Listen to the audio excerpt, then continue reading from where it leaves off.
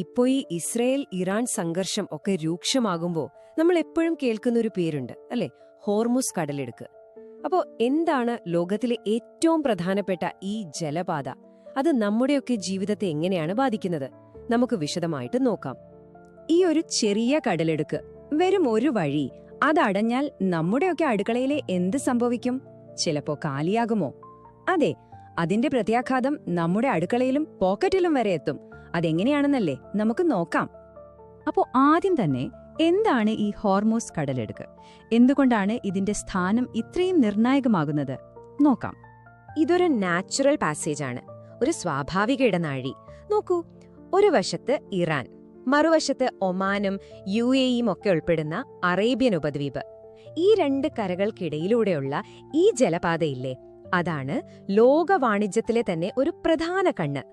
അപ്പൊ ഈ കടലിടുക്കിന്റെ ആകെ വീതി ഏകദേശം ഒരു 55 മുതൽ 95 കിലോമീറ്റർ വരും. കേൾക്കുമ്പോൾ അത്ര ചെറുതായിട്ട് തോന്നില്ല അല്ലേ? പക്ഷേ കഥ അവിടെയല്ല.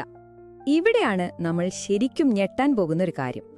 ഇത്രയും വീതിയൊക്കെ ഉണ്ടെങ്കിലും ഭീമാകാരമായ എണ്ണക്കപ്പലുകൾക്ക്, അതായത് സൂപ്പർ ടാങ്കറുകൾക്കൊക്കെ സുരക്ഷിതമായി പോകാൻ പറ്റുന്ന ഒരു ചാനലുണ്ട്. അതിന്റെ വീതി വെറും 3 കിലോമീറ്റർ മാത്രമാണ്.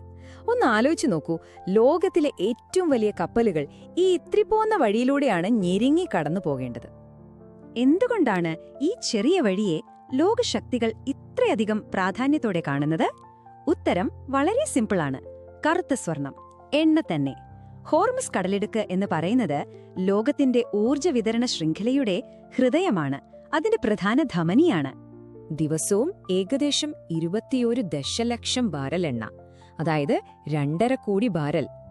അത്രയും എണ്ണയാണ് ഈ ഒരൊറ്റ കടലിടുക്കിലൂടെ കടന്നുപോകുന്നത്. ഈ സംഖ്യയുടെ വലിപ്പം എത്രയാണെന്ന് നമുക്ക് അടുത്തതായി നോക്കാം. ഇതിനെ ഒന്നുകൂടി ലളിതമായി പറഞ്ഞാൽ, ലോകത്ത് ഒരു ദിവസം ഉപയോഗിക്കുന്ന മൊത്തം എണ്ണയുടെ ഏകദേശം 1/3 ഭാഗം, അതായത് 20 മുതൽ 30% വരെ കടന്നുപോകുന്നത് ഈ ഒരൊറ്റ വഴിയിലൂടെയാണ്. ഇത് തന്നെയാണ് ഈ വഴിയെ ഇത്ര നിർണായകമാക്കുന്നതും.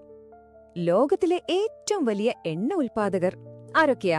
Saudi Arabia, Iraq, Kuwait, UAE. ഈ രാജ്യങ്ങളുടെയെല്ലാം എണ്ണ ലോകവിപണിയിൽ എത്തുന്നത് ഈ വഴിയിലൂടെയാണ്. ഇനി എണ്ണ മാത്രമല്ല, ലോകത്തിലെ ഏറ്റവും വലിയ ലിക്വിഫൈഡ് നാച്ചുറൽ ഗ്യാസ്, അതായത് LNG, കയറ്റുമതി ചെയ്യുന്ന രാജ്യമാണ് ഖത്തർ. ഖത്തറിനും ആശ്രയിക്കാൻ ഈ ഒരു പാതയേ ഉള്ളൂ. അപ്പോ ഇത്രയധികം പ്രാധാന്യമുള്ള ഒരു സ്ഥലം സ്വാഭാവികമായും അന്താരാഷ്ട്ര തർക്കങ്ങളുടെ ഒരു കേന്ദ്രമായി മാറും അല്ലേ? അതിലത്ഭുതമൊന്നുമില്ല.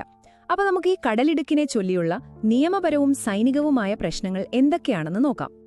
പ്രശ്നം ഇതാണ്: ഐക്യരാഷ്ട്രസഭയുടെ നിയമമനുസരിച്ച് എല്ലാ രാജ്യങ്ങൾക്കും ഈ വഴിയിലൂടെ ഫ്രീ ആയിട്ട് പോകാം, അതിനുള്ള സ്വാതന്ത്ര്യമുണ്ട്. എന്നാൽ ഇറാൻ പറയുന്നത് വേറൊരു കാര്യമാണ്. അവരുടെ വാദം, ഇത് ഞങ്ങളുടെ ജലാതിർത്തിയാണ്, അതുകൊണ്ട് ഇതിലൂടെ പോകുന്ന വിദേശ സൈനിക കപ്പലുകൾക്ക് ഞങ്ങളുടെ മുൻകൂർ അനുമതി വേണം, ഞങ്ങളുടെ സുരക്ഷയ്ക്ക് ഭീഷണിയായാൽ ഞങ്ങൾ യാത്ര നിയന്ത്രിക്കും എന്നാണ്.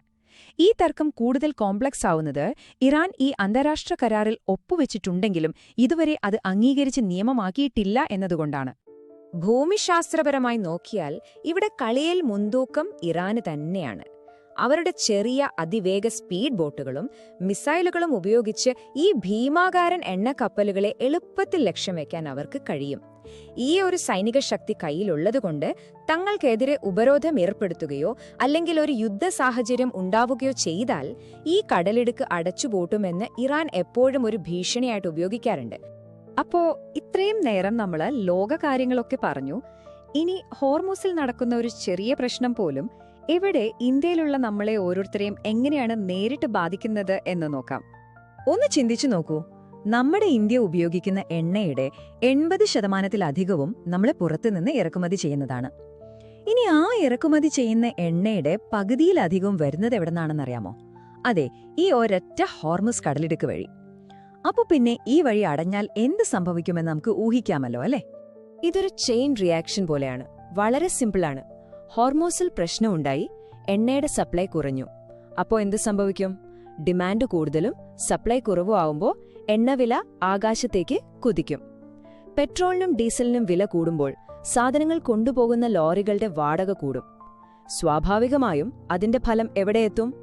നമ്മുടെ കയ്യിലെത്തുന്ന പച്ചക്കറികൾ മുതൽ എല്ലാ നിത്യോപയോഗ സാധനങ്ങളുടെയും വില കൂടും. അതായത് ലോകത്തിന്റെ ഏതെങ്കിലും ഒരു കോണിൽ ഹോർമസിൽ ഒരു പടക്കം പൊട്ടിയാൽ അതിന്റെ ചൂട് അനുഭവപ്പെടുന്നത് നമ്മുടെയൊക്കെ പോക്കറ്റിലാണ്. അത്രയ്ക്ക് ഡയറക്റ്റാണ് ഈ ബന്ധം. നിലവിൽ ഹോർമുസ് കടലിടുക്കിലെ സാഹചര്യം എന്താണെന്ന് വെച്ചാൽ അതൊരു വെടിമരുന്ന് ശാലയ്ക്ക് മുകളിലാണ് എന്ന് തന്നെ പറയാം. എപ്പോ വേണമെങ്കിലും പൊട്ടിത്തെറിക്കാവുന്ന ഒരവസ്ഥ. ഈ വഴിയുടെ പ്രാധാന്യം കൊണ്ട് തന്നെ അമേരിക്കയെപ്പോലുള്ള വൻ ശക്തികൾ തങ്ങളുടെ യുദ്ധക്കപ്പലുകളെ എപ്പോഴും ഈ മേഖലയിൽ നിർത്തിയിട്ടുണ്ട്.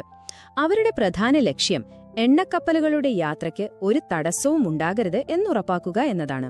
ഇത് പലപ്പോഴും ഒരു സൈനിക ഏറ്റുമുട്ടലിന്റെ വക്കോളം എത്താറുണ്ട്.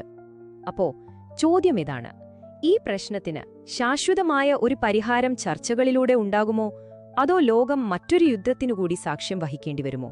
ഉത്തരം എന്തുതന്നെയായാലും അതിന്റെ അലയൊലികൾ ലോകം മുഴുവൻ അനുഭവപ്പെടുമെന്ന കാര്യത്തിൽ ഒരു സംശയവുമില്ല.